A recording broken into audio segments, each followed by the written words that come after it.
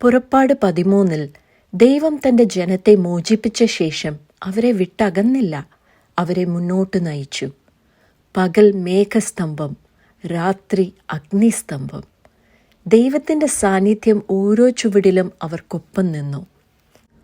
ദൈവം അവരെ നയിച്ചു കൊണ്ടുപോയ വഴി ദൈർഘ്യമേറിയ വഴിയായിരുന്നു, എങ്കിലും അതായിരുന്നു ശരിയായ വഴി.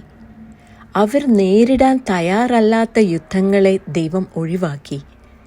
കാത്തിരിപ്പെന്നത് ദൈവത്തിൻ്റെ സംരക്ഷണമാകാം. ദൈവം നയിക്കുമ്പോൾ അത് വ്യക്തിഗതമാണ്. അവൻ മുമ്പായി നടക്കുന്നു, ഒപ്പം നടക്കുന്നു, പിന്നിൽ കാവൽ നിൽക്കുന്നു. ലക്ഷ്യം കാണുന്നില്ലെങ്കിലും ദിശയും ദിശാകർത്താവും അവനാണ്. ഇന്ന് നമുക്ക് നമ്മുടെ നിയന്ത്രണം വിട്ടുകൊടുക്കാം. ദൈവത്തെ നയിക്കാൻ അനുവദിക്കാം. നമ്മളെ മോചിപ്പിച്ചവൻ നമുക്ക് ദിശ കാണിക്കുകയും വഴിയൊരുക്കുകയും ചെയ്യും.